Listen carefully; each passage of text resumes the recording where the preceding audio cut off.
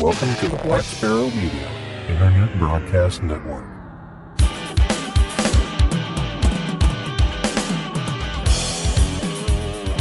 You are listening to Linux in the Ham Shack. LHS is a podcast about Linux, open source, and amateur radio for everyone. Now here are your hosts, Cheryl, W5MOO, and Bill, NE4RD. Hello and welcome back, everyone. This is episode 617 of Linux in the Ham Shack, the most terrific amateur radio podcast on the internet. This week, we're telling you about what we've been up to in our private lives and giving you our wrap-up for Hamvention 2026. But before we get into that, we should let you know who we are. For our silent key, Russ, K5TUX, I'm Cheryl, W5MOO. And I'm Bill, NE4RD. And yes, welcome back, everyone. We're happy to be all back in our homes after Hamvention here. And before we let too much of the Hamvention stuff creep into the early part of the podcast here, although I see Cheryl's notes for food include Hamvention stuff. Yeah. We're going to be talking a lot of Hamvention tonight. So, Cheryl, why don't you kick us off with things we did this week? All righty then. Yeah, so since the last episode, I did a lot of late night snacking or quick foods, I guess, like soup, sandwiches, etc. Although I did bake some fish one evening before leaving for Hamvention. And then once I left, I enjoyed a burger at Nick's in Xenia on Thursday. While Bill was having a meltdown at UPS. More on that later. Friday, I had prime rib at BJ's Brew House. My asparagus wasn't cooked right, and I think I ate something containing gluten, so I was sick all night. And then Saturday was Mexican food at Chewy's with Steve, KJ5T, and his XYL Myra, which is KG5ONN. And the manager there was absolutely amazing explaining what was safe for Myra and I to eat because she also has gluten issues. So that was good. I did absolutely nothing computer related except for tonight, obviously. And I watched Bill fight Russ's ancient laptop trying to get it up and with a better installation of Linux at the hotel. That didn't work. So, we packed that up and said, never mind, we'll work on that later. My life in radio involved me being so exhausted on Sunday morning that I briefly nodded off to the dulcet tones of CW from the Big Golly Key booth that sits across from us. I heard Bill say, "Are you falling asleep?" My reply, of course, was yes. So, because I was just pooped. So, and, otherwise, it was weird not having Russ at Hamvention, but I proved to myself and others that I could do it. So, typical late to bed, early to rise, exhaustion overload. Bill could fall asleep within a minute of laying down. It takes me 20 position changes and staring at the ceiling for an hour before I ever fall asleep. I did get several hugs, including one from a very damp Bill as we crawled into our vehicles to travel home. Because, Mother Nature had the weather on a roller coaster and we dealt with cold, rain, and then on Sunday we had upper 80s with 80% humidity while Bill was getting everything packed up and loaded. So that was my week. Well, obviously we shared a lot of that week together. And yes, so geez. For food, I ate a lot of protein bars in the car. Heading to Hamvention. The ones that you said were disgusting too. So. Yeah. I picked I guess I picked the same pack I always do, and they had a new flavor in there, and it wasn't any better than the chocolate chip flavor. That is not good either. So I don't know. I mean, I wanted a snack that I really didn't like in the car because otherwise I would just eat the whole thing. And I proved this right on the way home. I actually got a bag of, stewed pumpkin seeds, and I devoured the whole thing in one sitting. So yeah, I know myself better. If I have something in the car and I'm bored, I will sit there and I'll just munch through it. And the protein bars were the perfect fit because I'd have one and be like, yeah, I'm good. That's all I want from that thing. Gee, at BJ's, I had the salmon, and that was it was okay. It was probably a little overcooked for my taste, but it was fine. And then the chewy. What do we have there? I had the chimichanga or the chewy changa, right? Is that what they call it? Yeah, yeah. Chimichanga, yeah. Yeah, it's pretty good. It's pretty good. Yeah, I kind of liked it. The spiciest sauce they had was not spicy at all, really. It was flavorful, but not very spicy. So a little disappointed on that. I could have used some Cholula or something like that to smother it and make it really spicy or spicier. As spicy as Cholula is. Computer stuff. Yeah, I mean, basically I spent the week trying to get all the computers ready for Hamvention, and I decided to settle on for the main demo computer. We used Dragon OS, and that worked out pretty well. I didn't have any problems with it that I could write home about. In fact, I installed some software while we were there with no issue. The other computer, I kind of left it up to Cheryl whether she wanted to have it in front of her or just running the slideshow. We decided to just let it run the slideshow, allow her to have just free-form conversations with people, which she did all weekend long, which was excellent. So I just installed Omarchi on there just to run the slideshow. So nobody really got to see Omarchi running, but it was running. So for those of you that did visit us at the booth, you saw Omarchi running. A slideshow. How exciting was that, right? Radio. I should have brought the radio because I actually ended up sort of like interleaving back and forth with a guy going back to South Dakota. Looked like he was driving with his son in the car, and of course they had radio, and he had a really cool mount for his. He had an HF whip on there, just a standard ham stick setup, but he had a really nice mount off the back lip of the pickup truck, which I was kind of interested in. So I was, if I didn't want to make time when he pulled off to get gas, I didn't need gas. So I was going to follow him to the gas station and ask him what mount he had on the back there. But yeah, I didn't. So didn't want to be that creepy. Hey man, what kind of antenna you got there? It was bad enough he'd be passing me, then I'd be passing him, then he'd be passing me, and we did that all the way to basically to Iowa. So yeah, it's pretty much we could have talked the whole time too, but that probably would have got old as well. Anything else? Not really. Beyond, let's just start talking about Hamvention. First and foremost, I'd like to thank everybody that came and saw us. I'd like to thank everybody that came and spoke, nicely of Russ. Yeah. And told us how they really miss him and gave Cheryl hugs when they were, close enough friends and stuff like that. And I went over and talked with Neil Rapp for a little while too, and he passed on his heartfelt condolences as well. He couldn't obviously come over as he doesn't really make his way around to the booth and stuff like that because he's over there in Yoda Land in building whatever that is, 5 or 6 or whatever that number is. Whatever it is, yeah. I don't even know what number it is. Over by the prize booth.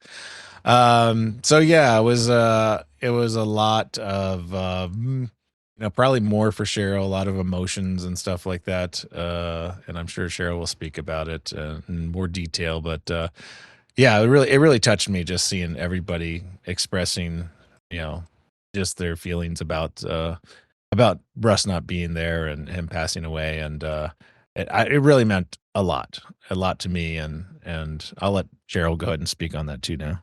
Oh yeah, no, definitely. Thanks to everyone for the hugs. And a lot of people that aren't even listeners of the podcast actually stopped by, and several people are like, "Where's the big guy at?" And I was like, "Oh, he passed away." And they're like, "Oh my God, I'm so sorry."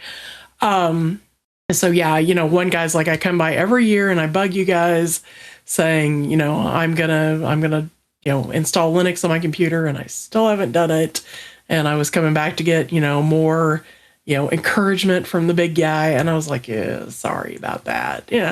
So, but it was nice seeing familiar faces. It was nice meeting new people, especially people that are like, I just started listening. And a lot of people I've told when they said, "Oh, I just started listening," I was like, "Please tell me you only went back a year or two, because a lot of the first episodes are extremely dated." And they're like, "We kind of noticed that," And one guy popped up and said, "Oh, I started listening with Richard, which was the very beginning," and I was like, "Oh yeah, you need to fast forward like 5 or 6 years at least." So, and they're like, "Well, how long have you been doing this?" "We've been at Hamvention for 16 years, podcast for 18. So, it's been except we missed 2 years of Hamvention because of COVID, but That wasn't other our than fault. no, that was not our fault. We've been there the whole time, or would have been there if it wasn't for COVID. So, but yeah, it was an interesting experience. I doubted my ability to do it, and actually really, really debated backing out on Bill. And then I was like, no, I can't do that. So I made it.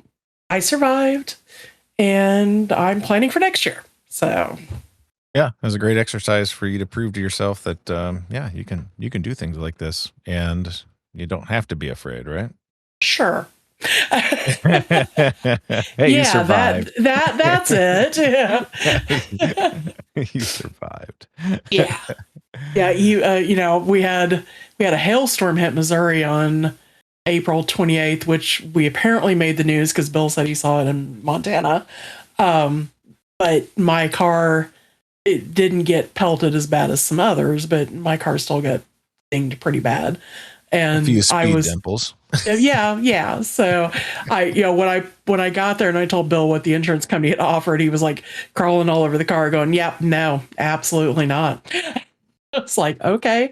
And this is why I have Bill on my side. So, but Yeah, that's definitely seemed a bit light. yeah. So That's why apparently they're like, "Can doing we that cut you a to check?" everybody. So, Yeah, not good. yeah. So, I see you got some stuff here on attendance. Where did you find that at? I Googled to see, because I knew that Hamvention usually took a couple of weeks to get the official numbers up. But I looked to see if anybody had said anything about estimated attendance, and I found a half a dozen different Facebook pages for like Dayton local newspapers, etc., that was shooting at a 25 to 30,000 people number. I guess that's what Hamvention had kind of purveyed out, that we were expecting 25 to 30,000 people. So the official number for 2025 was 36,814. And over the weekend, Bill and I had discussed the fact that it seemed light. There was traffic, but there didn't seem to be as much traffic. And we went through several rounds of rain on Saturday, where the buildings usually just completely packed full of people because they're trying to stay out of the rain. And that really didn't happen. So we kind of questioned how many people actually were there. So Yeah, unless they were just not coming through the main building. I mean, we have such a great vantage point where we're at now that we kind of can see, the bigger numbers are going to be at booths like Flex and ICOM and stuff like that, and we can see both of those. yeah, because they're right across from us. Physically right there, our booth, and we have the main hallway between the two big garage doors that kind of get you from one side to the other there, and so it's a pretty main thoroughfare of activity between the three buildings. So it definitely seemed lighter. I mean, we always say this, I think, every year, and they keep on growing numbers. So I really think they do the official number based upon the tickets. And as you all know, Sunday is free. So do the math as you may think. I did talk to my friend Larry, who's in the group there at Dara. And I mean, his indication was that the ticket sales were larger than previously. So interesting. I mean, we may hear something different once there's an official word out, but his indication was to me that oh, it's going to be big, it's going to be huge, and blah blah blah. And I'm like, okay, well, we'll wait and see. I just don't know. I mean, it definitely felt lighter. Maybe it's just because we didn't seem as busy as we were. It But it's not seemed to like many be people just walked past and didn't stop by. right. There were some Yeah. people that with a mission, they were definitely heading somewhere. We didn't have a lot of people that just kind of were just meandering through the booths and because I would stand out there and I'd drag them in and talk to them and stuff like that. And so they were within eyes range and they were just looking at the screens. I would pull them in and would talk to them and stuff like that. Yeah, it just seemed like and of course, we spent so long over in the little building that being in the bigger building, I think it probably makes things seem a little different. But to me, it seemed like it was busier last year. This year, it seemed to be kind of an even keel on not. There wasn't many rushes on the booth where it seemed in the past that we would be somewhat slow and then absolutely bombed for a while, and it didn't really seem like that was happening this year. So yeah, because like last year we'd probably have like 3 to 4 people deep waiting to talk to us, and like right. I think that only happened a couple of times. This year, yeah. Yeah, where I had like way too many people, and I tried to make sure that it's like, I'd normally have somebody that wanted to have a very long conversation, and then I'd be like, let me just ask you, can I help you? Can I answer any questions for you real quick? Right. I'm not trying to be too rude, but it's like, I want to make sure that everybody that wanted to come there for engagement, I at least attempted to make sure that occurred. So, but I didn't feel like overwhelmed at any one time, where it's like in previous years, we kind of went through those stretches where it'd be like, where did those last 4 hours go? Right. You just nonstop. And then, and we, just for reference, we actually did live stream the booth all 3 days. All 3 days, yep. All 4, technically. I did do a negative one day on Thursday as I was setting up just to do testing and stuff like that. And I poked fun. That's a fun video, not really, but I did poke fun at the YouTubers all surrounding Ray Novak over there, ICOM unveiling the secret radio, the XO26, and then I think he was also demoing the new dual band radio that he was doing. But like all the YouTubers are over there with their cameras and their lights and their remote mics and everything else like that. And yes, I get the irony. I was on YouTube doing the same thing, but not really. I kind of walked over to see what they were doing, why they were so interested in what Ray had to say. Right. But yeah, at that point I was already kind of tired from setting up, so I was just poking some fun at the guys. So which it does seem like a bro fest over there, just saying. So you gals, you YLs need to get on top of your YouTube stuff and take over this market, because there was way too many dudes over there. Definitely looked a bit biased. So yeah, so check out our live streams. The audio kind of sucks on almost all of them, just so you know, because it's just a wide open mic in a very open room that has a lot of noise. Occasionally you can tell that, what we're saying and stuff like that. It wasn't the intention to record our voices the entire time or the person asking questions. Didn't really think it all through. So I just kind of wanted to see how it would work and if it would work, and look at it for future feedback as well. And it also kind of gives us an indication of exactly the activity that we had at any one time. I've already kind of gone through the video I was like, oh yeah, I saw this guy and something like this, telling my wife the story. I'm like, let me see if I can find it in the video here. I was talking about that ripped guy. Like, right. Oh yeah. man, you should have seen this dude. He was so big. I was like, he looks like the guy from Reacher, except for you're like super tanned and everything else. So yeah, my wife said, yeah, that's a tanning booth tan. No, it definitely was. That's why the color is like kind of weird. We were like, he's definitely Portuguese or something, but like, man, this is super dark. Yeah. Yeah. That was not a normal natural tan. Yeah. So And we're not even going to tell you what day that was. So if you want to see what we're talking about, you'll have to just watch all the videos and figure it out for yourself. But this dude was like, yeah, he was just jacked and ripped. He was interested yeah. in the repeater, but they never came back. So the repeater is here at my house. Yeah, several people actually stopped by to look at the repeater, expressed interest in it, and then let me call my friend, see what's going on, and they never came back. One gentleman was stood in the booth for probably 30 minutes trying to figure out how he was going to get it to South America. And we were like, dude, that's not gonna work. That thing weighs way too much. So he finally said, I think I'm gonna quit on this. So but he had someone in South America that he knew that wanted it. He was talking to him on so. the phone, right?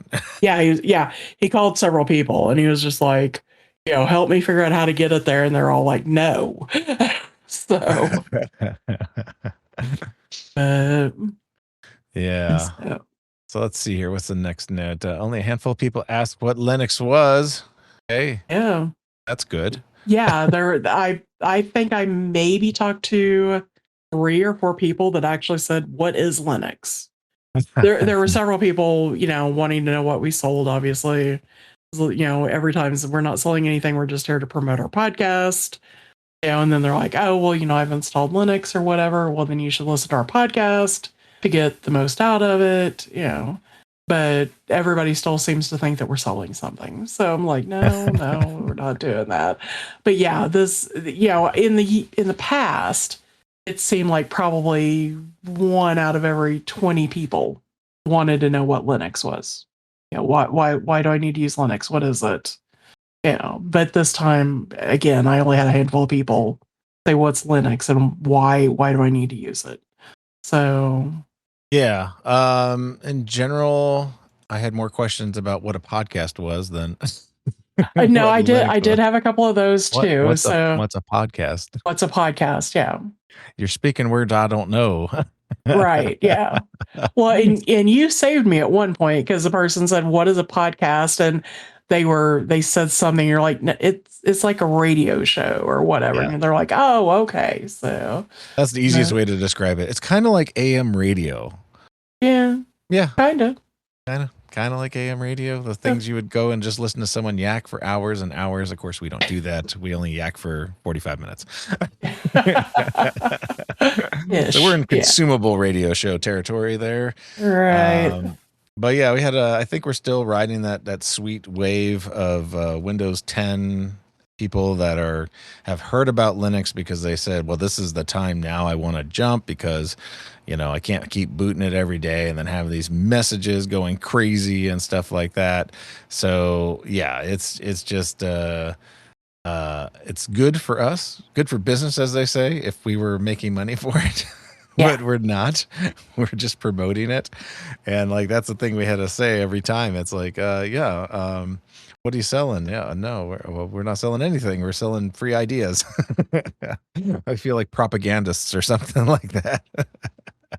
We're like the table out in the middle of the square at the college, right? Selling, religion or something like that. Does kind of feel like that sometimes, especially when you're across from commercial dealer and stuff like that.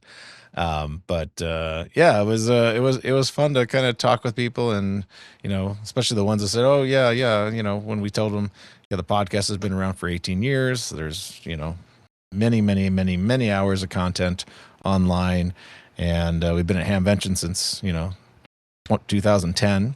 And many of them were like, oh yeah, I remember seeing you guys over there at Hera and blah blah blah, and it's like, I just didn't stop. And it's like, well, you're here now. And they're like, well, yeah, because Windows 10 sucks. Windows 11 sucks even more. Yeah, exactly. So yeah, so those conversations were great, but I did have to repeat myself so many times. I almost thought we need to have like a rolling speech thing that says, podcast for the last 18 years. Well, maybe we need to put that on the slideshow for next year. Yeah, I actually was, believe it or not. Oh, was it? Yeah. Just small print, I guess we could just have that always up. Hello. we've been here for a long time. It is what it is. Yeah. And let's see, what can Linux do for me? Yeah. So I think the biggest, I guess the biggest topics that were sort of highlights. What do you think was like the number one topic or number one thing that people were most interested in?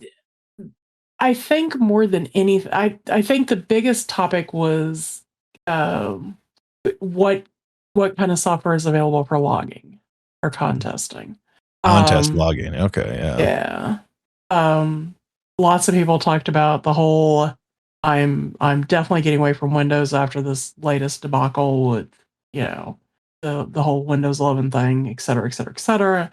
But yeah, tons of people. I'm actually, I know you're a little meh on me printing out a list of different types of software, but I pulled that out a zillion times to show people because they're like, well, I've tried to find contesting, or I've tried to find logging, or I've tried to find satellite tracking, or whatever. I'm like, did here's my list. Did you try these? And they're like, oh, no. I Well, never maybe had you should go one do that. question about satellite tracking the entire time I was there. I had 2 or 3 people. Really? Yeah. Huh.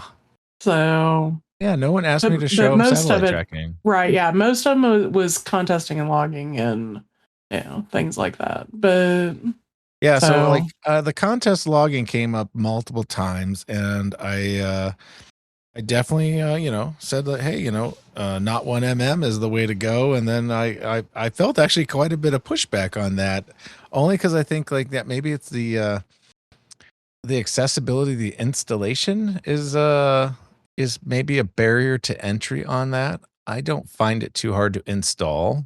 I had several people tell me that they bombed on installing it, and Yeah. they never wanted to hear that name again. So Yeah, I wonder if that's something Mike can address in the future. I know it's only a pet project and stuff like that, but I think there's possibly an accessibility issue there as well. I had the same complaint from the same person about it not building on a very certain processor. all right, So that did come up again, and I think that's a Qt 6 issue if I remember correctly. So yeah, God, we're so close there on that being the ideal solution and full replacement for N1MM. So yeah, definitely need to get some people's eyeballs on that and help push that over the edge, and let's see if we can get that to a point where everybody's like, what's N1MM? all right, Because it's God, when it works right, is it's perfect, and I've never had any problems with it, but I do contests that are very specific to that, and it all works for me, but that's not I'm not the entire installation body of Linux. you know um Other logging came up. I had a CQR log fanboy come up and tell me I should not be so mean and nasty to to CQR log, wow, even though I've given up on it. I was like, did you see my video where you can't install it on half the systems out there?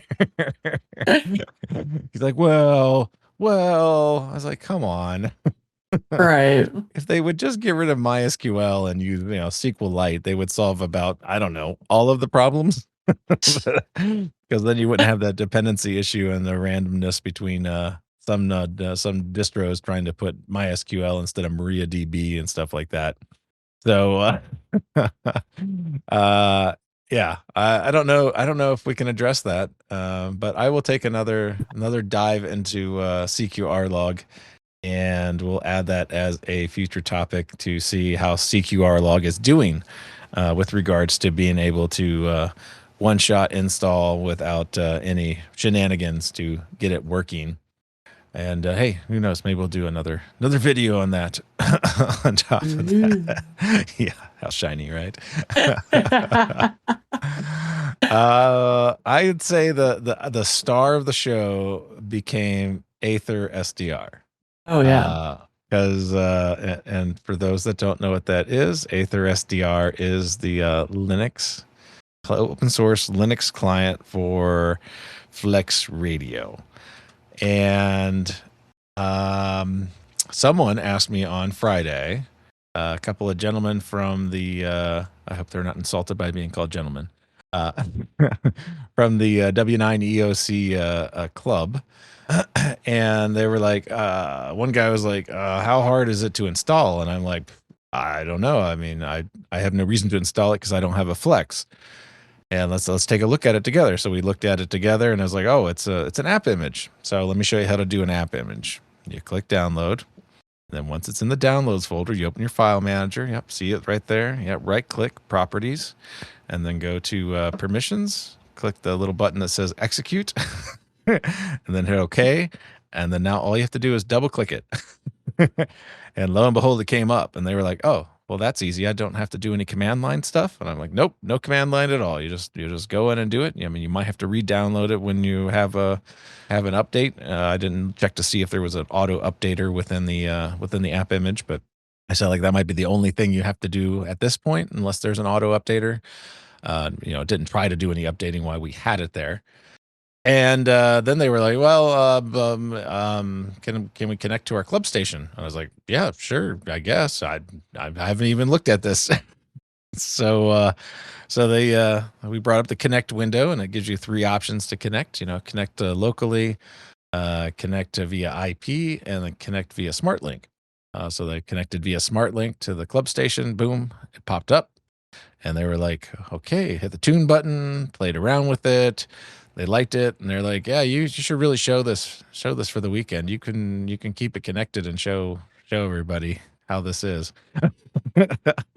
So we had it running as sort of a display in the booth. So I thank them very much for the loaner, and it really caught a lot of people's eyeballs as they walked by. And some thought it was just like a regular SDR. It's like, well, this is local, blah blah blah, and I had to explain it. Oh no, this is a Flex Radio that is somewhere in W9 land. So, and then it also caught the eye of a couple of people involved in some tangential way with the Aether SDR project. They came and took videos of it in our booth, and thanked us very much for showing it off. And I'm like, well, I'm only fortunate enough to show it off because of the guys from the W9 EOC group. So thanks you very much to them for the loaner, and for allowing me to chat with them, because we spoke for quite a while about Linux in general, and specifically this application.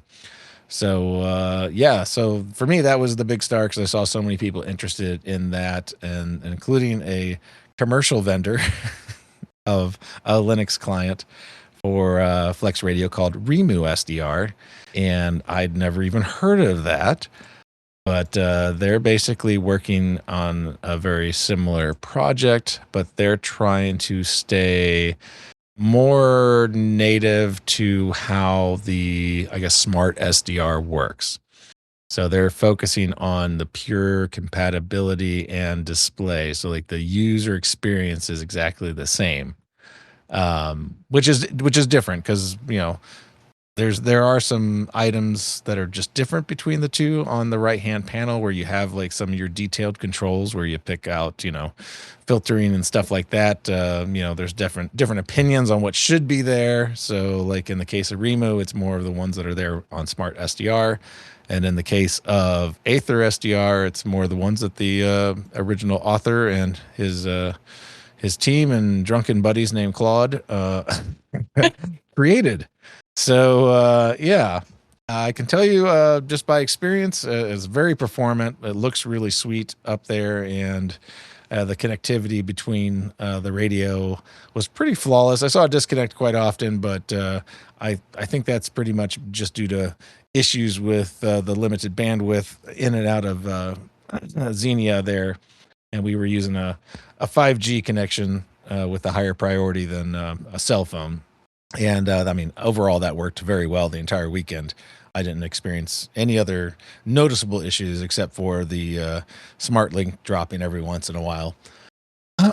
So that was that. Any specific interesting conversations you had, Cheryl, that you want to highlight?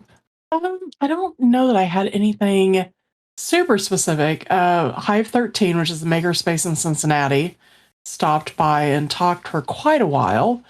And I had to explain to them they are very much wanting like people like us to come in and talk to their group because they do lean a lot towards Linux. And I explained that while we would love to, we don't live in the area. And they were like, oh, bummer. But they seemed their ideas, their plans seemed amazing. So for what they're trying to do, which was basically get everybody steered away from Windows. And the group that showed up, there was 3 or 4 of them in the group. They're all Linux users, long-time Linux users. So they're just trying to find different things that might interest other people. Yeah. So I had a nice conversation with them. But other than and Andy from Andy's Ham Radio came over. Yeah, we just mentioned before you go on to Andy. So Hive 13 is Cincinnati's premier makerspace. For those of you in the Ohio area, they are located on 2701 Spring Grove Avenue, Cincinnati, Ohio. And they have an open house every Tuesday night starting at 6 p.m. And they do a weekly meeting every Tuesday starting at 7:30 p.m. So they are there. They drop their business card off here. So Yep. I figured I'd read the promo in case anybody's listening from Ohio. I know we have Tom in the chat room here, and he's in Ohio. That might not be too bad to maybe sneak over there and spread the joy of Linux in the Ham Shack as a ambassador. He probably could give a few talks, I'm sure, right? Well, that's true. And they're, anybody in, Kentucky, since it's right across the line from Cincinnati, Yep. Might want to pop over there if we've got any listeners in that general area. So then Andy stopped by before Andy stopped by and talked to us. Yeah. What did he say?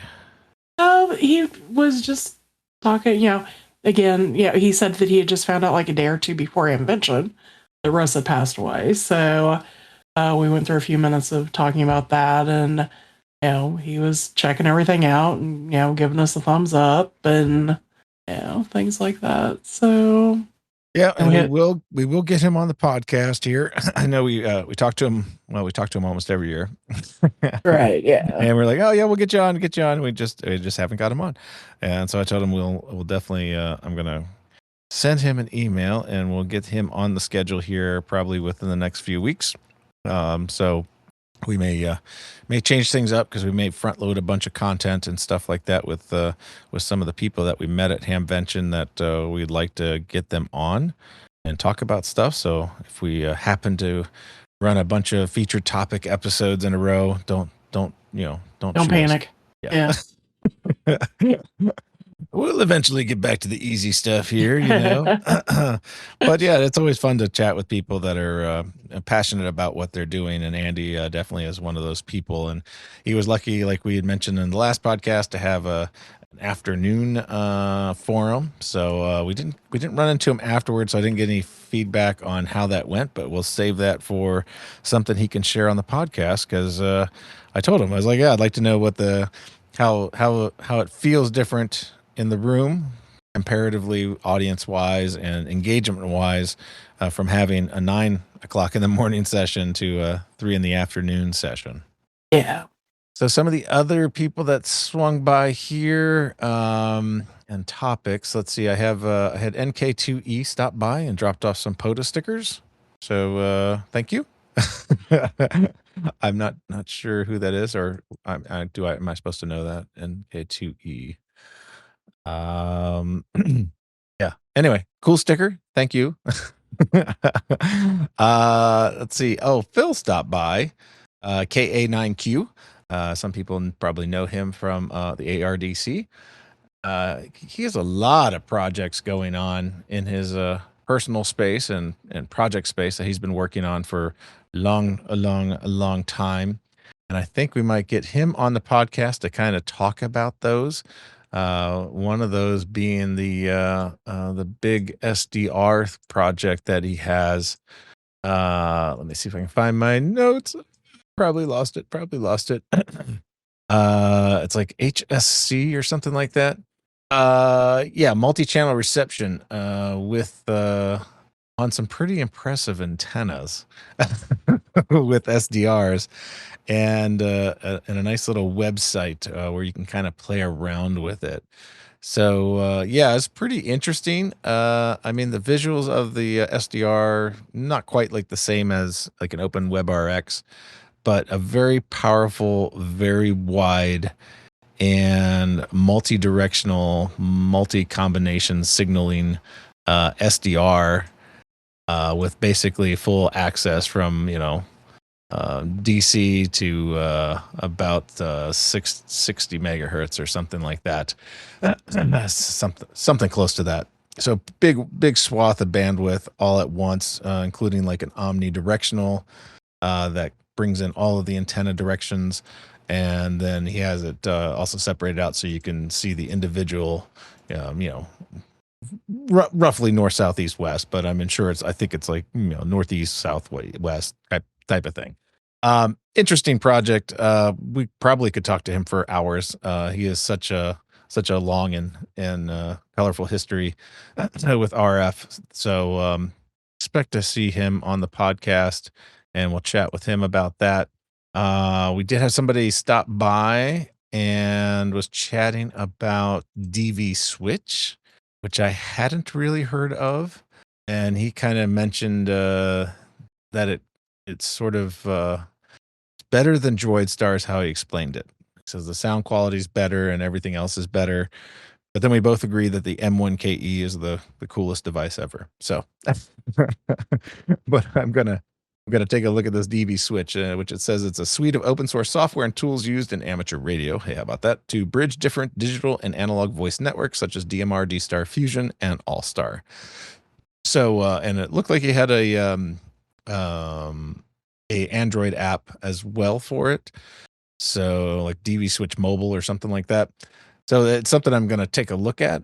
I don't know if he was related to the project or just was very passionate about the usage of the project.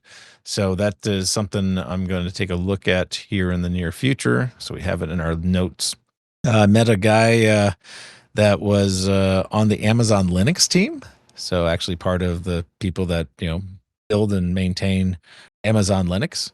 So that was an interesting conversation to have. And then we had a lot of people talking about projects related to the Hermes Lite and the Anon or Apache Labs SDRs. So there's like Thetis and Zeus projects that are out there. And I haven't really messed with any of that stuff because, again, I don't have a Hermes Lite or a Hermes Lite 2 or an Apache's Lab rig. But I did talk to somebody that was having some they're having logistical issues getting those rigs out to people after you purchase them. So not sure what's going on with Apache Labs. Maybe if somebody has some insight on that, maybe send us an update and tell us that that person doesn't know what they're talking about. Apache Labs is awesome and everything is fine. But yeah, they have some. They've had some cool radios over the years that have come out of there. Let's see. Anything else on my list here? Blah-blah-blah-blah-blah. I have nothing else specific that comes to mind. I know so many people came and chatted, and I had a lot of people interested in PAT. Well, actually more interested in WinLink. I kept saying, use PAT. And they were like, oh, I can't use that or whatever. I've tried that and can't get it working. So I'm going to make it a mission to get PAT running and actually implement it so I can finally have some expertise on using it. Cause I really have only used it once and it did work. I did a test email through the Telnet connection and that all seemed to work fine, but I haven't used it for anything else. And now that we have a new modem out there, including the one we talked about last week. What was that? The Rima. I'm going to check the show notes here because I'm going to forget what it's called. But it was related to the free DV protocol. Yeah, Rhizomatica Mercury. So that particular open source digital radio modem. So that one I think is going to be interesting to kind of look in parallel with Pat and seeing if anybody's out there actually using that for that particular application for WinLink. And that I think is everything that I had. Talk a little bit about our journeys home. You didn't have any problems going home. You got home pretty much on time, right? Yeah, I fought the wind pretty bad. My one gas stop on the way to Hamvention turned into 2 on the way home because I had wind hitting me on the side in front of my vehicle all the way home. But I did, just to keep Bill off my butt, because he fussed at me at Hamvention for letting the car get down to, you need gas now. So I did make sure to stop, basically within 100 miles of empty and got gas. So, and let's hear, we had the UPS saga, which was Bill ran off and left the badges and, everything at his house.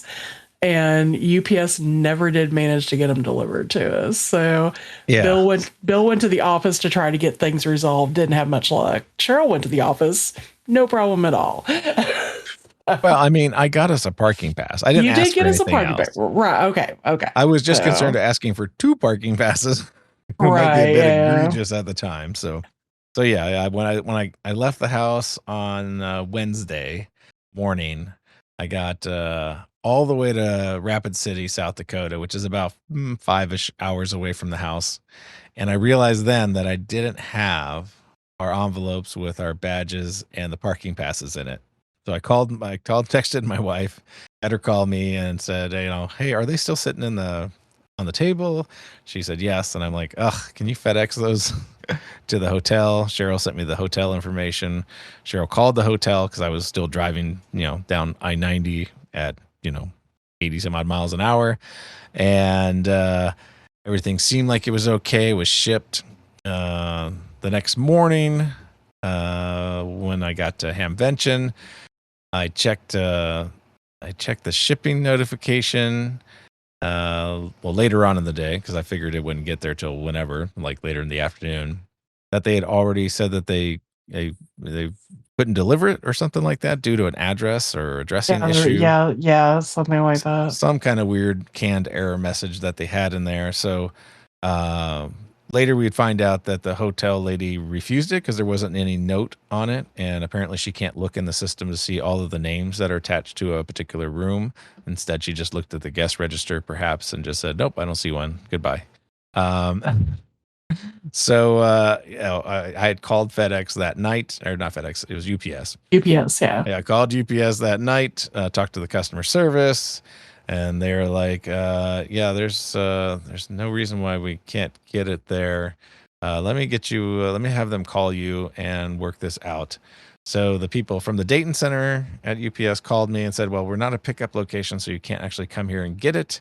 But we can definitely get it to the hotel tomorrow morning between 8 and noon. And then they called the hotel and confirmed that, hey, he is there and we need to drop this off. And they confirmed with them that also they would be there on Friday morning between 8 and noon, or Thursday. Yeah, Friday, right? Friday morning, yeah, between 8 and noon. When we got to Hamvention, because we got to Hamvention way before 8 o'clock, because, it's just the way it is. We want to get good parking in the back. I was looking at the notes on the thing, and the package was already flagged return to sender. So we didn't get it. It never came. Yeah. So UPS moved that around the country for nothing, because I'm getting my money back. It was guaranteed delivery, and what they did was not deliver it. Yeah. Yeah, so So Bill's Reuben was ruined at Nick's. So yeah, I was a very unhappy camper at dinner, and I feel bad about that, but I get to. It was the end of the day, and I was tired, and I was getting very grumpy. yeah. So, but I did enjoy the Reuben. It was excellent as usual, although the bread wasn't toasted and it normally is toasted, so it was kind of weird. But anyway, it was still very good. Okay. And then let's see, my travels. Yeah, I didn't really run into like any huge delays. Construction as usual is normal. I had rush hour traffic coming into Indianapolis. Um, It wasn't too bad. You're like Thursday a mile morning. behind. Oh, yeah, Thursday morning. Yeah, Thursday Thursday coming morning. back, you're like like a mile behind me going through Indy. Well, it's because I So stopped at Bucky's. I see. I was going to ask if you stopped at Bucky's. I I did. thought about I thought about just stopping at Bucky's to say I've been to Bucky's in Ohio, but I'm like, we have a Bucky's at home. Yeah, Yeah. I was thinking the same thing. I was like, there's no way she would come here and stop at this Bucky's because she's gonna pass a couple, right? No, just the one Oh, here at home. just the one in So Springfield, yeah. yeah. So yeah, I was like, I was kind of dirty and everything else, and I'm like, I could probably use a sandwich or something. That place was psychotically busy. I have never seen so many people in one place. I mean, there's more people in the Bucky's than was at Hamvention. I can tell you that. Right.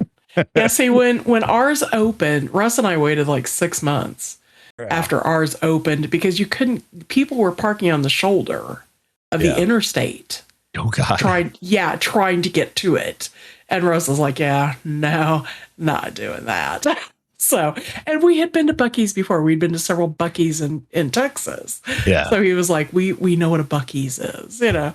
But when we finally decided to go, okay, we're the locals, we should go check it out.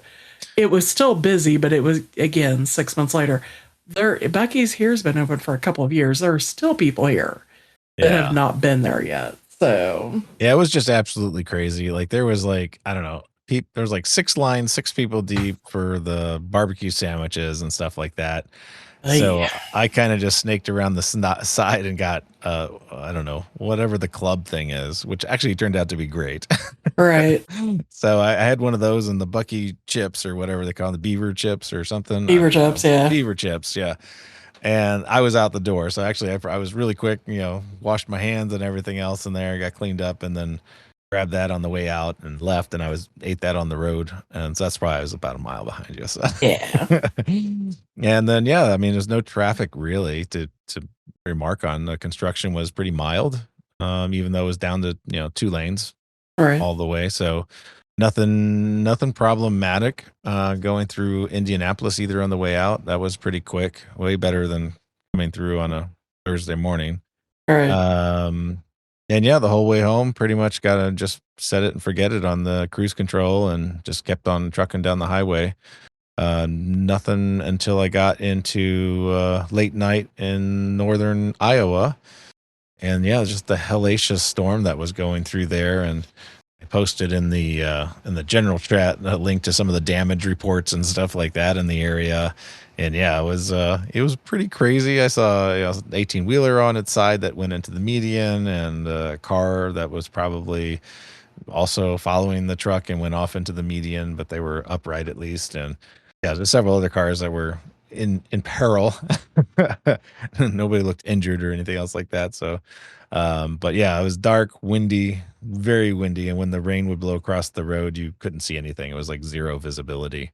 It was pretty treacherous driving for a little bit there, and then once I turned up, turned to west on I-90, it was kind of like just to the south of me at that point, and yeah, it was no longer a serious event from that perspective. But like that stretch going up that I-35 was quite harrowing.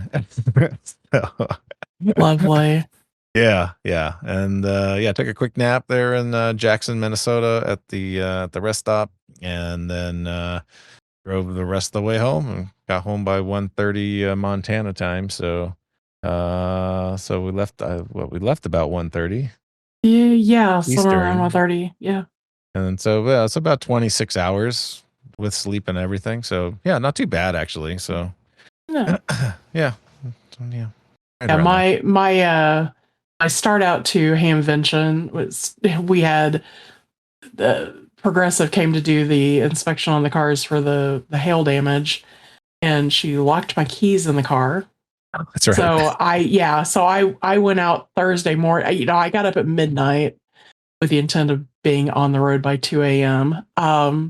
And went out the door at like 5 minutes after 2 and jerked on a door handle thinking, oh, I'm just going to jump in the car and leave, to about break my arm off. So the keys ended up locked up in Russ's car. And then I had to remember what I had done with his set of keys to the car. So I was in the house madly digging through stuff because I'd had them recently, but I couldn't remember exactly where I'd left them. So I finally tracked those down, got in the car, had to go through negotiations with the dogs to get back out the gate. So they didn't try to bum rush me and run out to freedom. So I finally started the car at 3:45 Thursday morning. And on the west side of St. Louis, I'm not exactly sure what happened, but there was a vehicle in a tree, and a vehicle that looked like it had been turned into an accordion. Oh, and Jesus. The back end of another vehicle that was pretty banged up. So I'm thinking the car in the tree was trying to avoid the other accident, possibly, and probably clipped the car in the middle before it went into the tree. So I was just like, ugh, okay. So yeah, traffic was stopped for probably 30 or 45 minutes for that. And then I got stopped in road construction traffic somewhere in Indiana. And I actually texted Bill and I was like, and we now have road construction stop. And Bill's reply was, wait till you get past Indianapolis. So I was like, oh, thanks, Bill.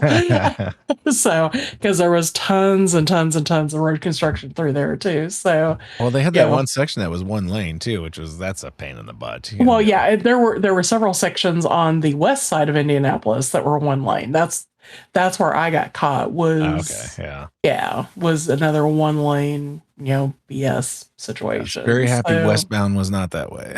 yeah, luckily. So yeah, westbound was pretty easy peasy. There's a couple of slowdowns because on the west side of Indianapolis it's one lane on both sides, but luckily it was Sunday. There didn't seem to be a whole lot of westbound traffic, tons of eastbound. The westbound traffic was fairly light. So, but I was dealing with the wind that was about to take the front end of my car off. So I was like, this is a no bueno day, let me tell you. So but I got home about about in the time period it should have taken me to get home. So because there wasn't really any stops, and there were a couple of points where I was doing 85 miles an hour. So apparently Bill and I were racing. Yeah, exactly. I did make it all the way to Iowa before I had to fill up. So that was the nice thing. I did stop in Indianapolis on the east side of Indianapolis because gas was considerably cheaper there. It was like $3.76. Oh wow! So I stopped. It was in Mount Comfort, so I stopped there and filled up, even though I only needed like $10 worth, $15, something like that. But that did get me back to Fort Leonard Wood, Missouri. So, and that's when I hit my 100 miles to empty mark, and it's like 120 from there to the house. But I was like, yeah, I'll just go ahead and get gas here, and it wasn't too bad. It was $3.99 a gallon. So, but it was still $3.77, I think, at the house. So, yeah. But I've got 3/4 of a tank right now, so I'm good. Yeah, so I had the wind too, but I was surprised like the gas mileage really didn't change that much, but the diesel doesn't really get affected as much by that unless it's like really, really psychotic. Right, yeah. And you're towing something possibly, but right, yeah. But yeah, I was able to get the gas there at that. It was a Maverick station in between on I-80 between Iowa City and Davenport. So I was well into Iowa.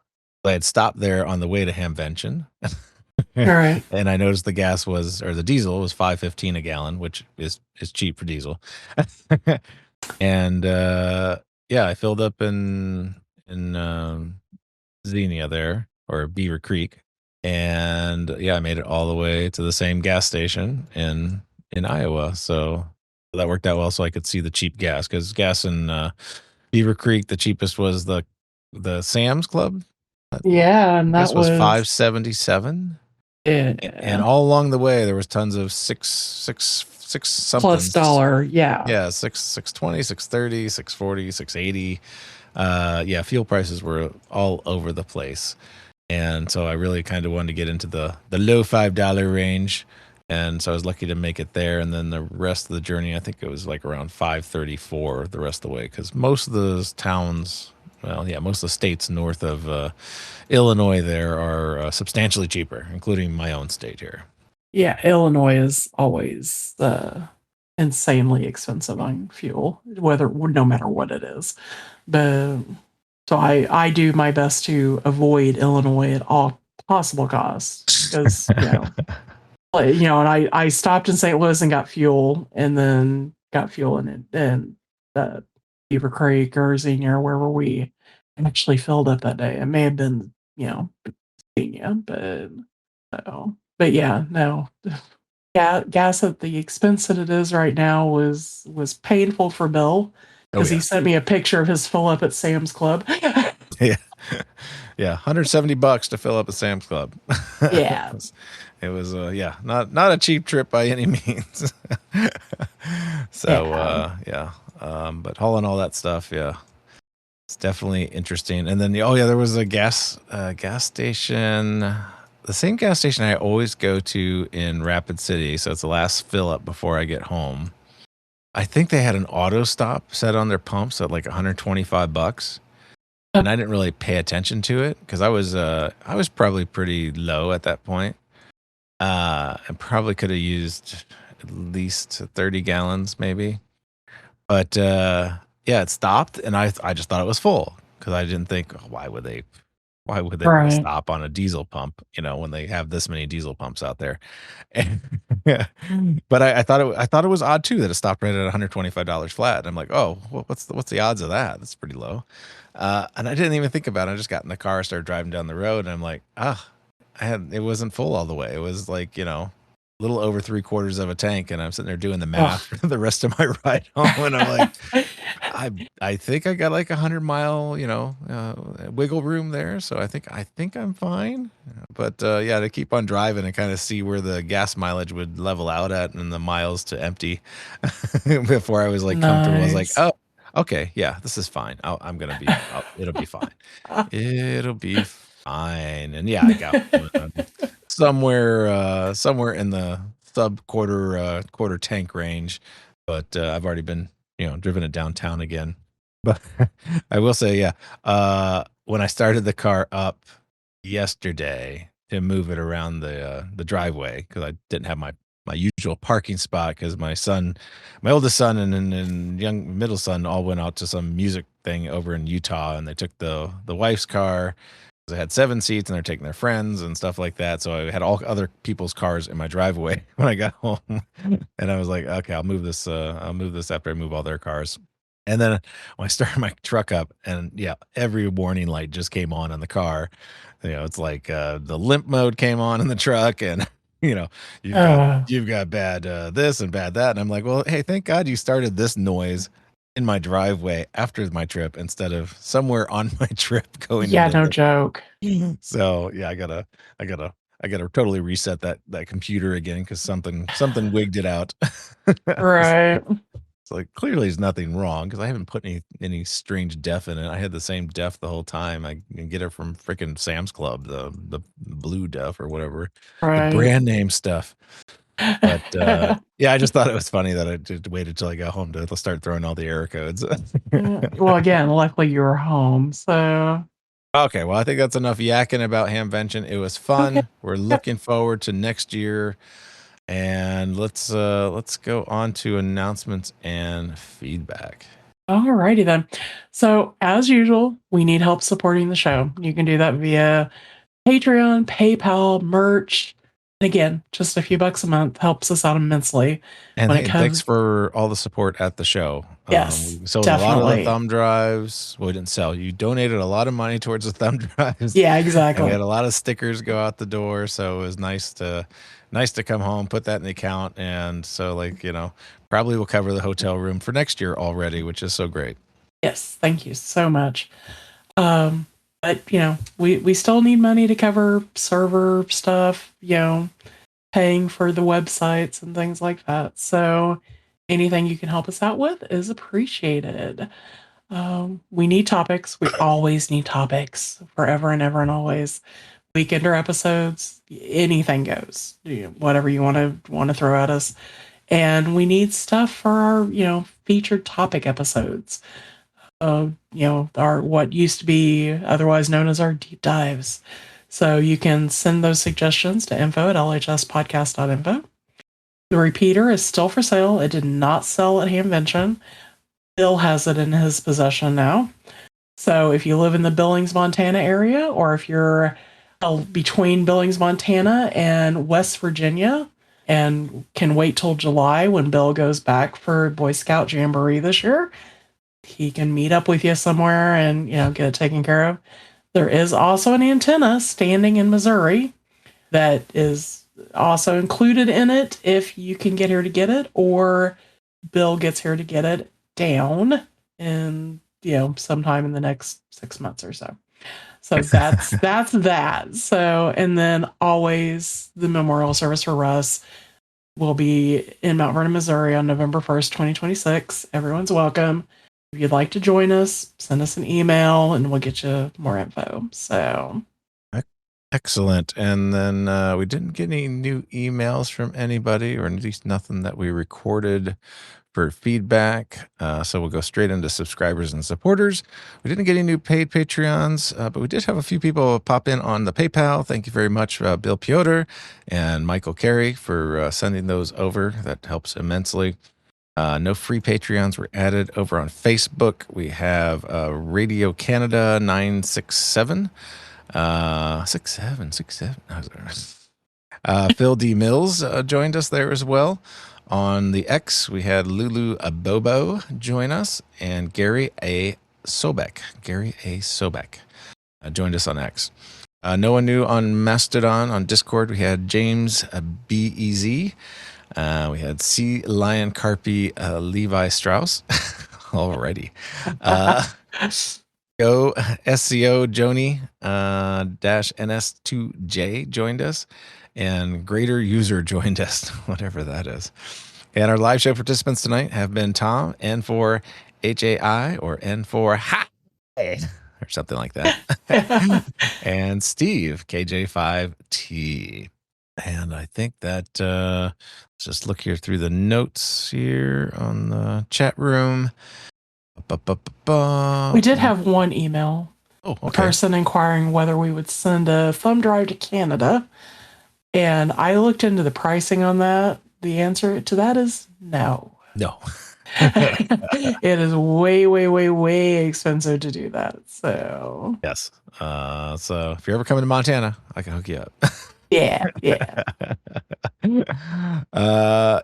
So I think that's all we have for tonight. So let's Cheryl, why don't you get us on out of here? All righty then.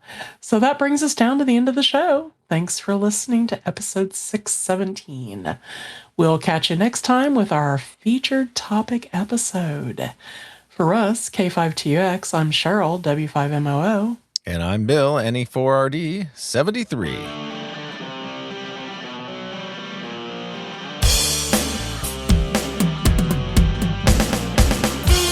Thank you for listening to this episode of Linux in the Ham Shack. LHS is a community-sponsored podcast. Live recordings are Sunday nights at 8 o'clock Central Time. Our homepage can be found at lhspodcast.info. You can support the podcast via Patreon at patreon.com/LHS podcast.